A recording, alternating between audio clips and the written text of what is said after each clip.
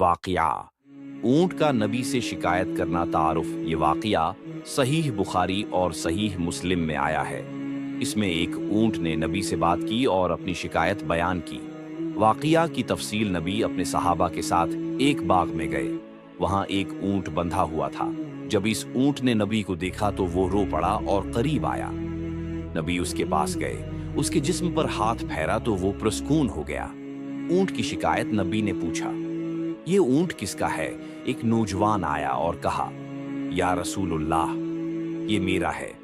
नबी ने फरमाया, ये ऊंट शिकायत कर रहा है कि तुम उसको भूखा रखते हो और ज्यादा बोझ डालते हो। नबी ने फरमाया, अल्लाह से डरो उन जानवरों के बारे में जो तुम्हारे कब्जे में हैं। उनको खुलाओ और उन पर इतना बोझ डालो जितना वो उठा सकते हैं। सबक जानवर भी अल्लाह की मखलूक हैं, उन पर रहम करना जरूरी है। नबी ने जानवरों के हुकूक पर भी जोर दिया। जो शख्स जानवरों पर जुल्म करेगा क़ियामत के दिन जवाबदेह होगा।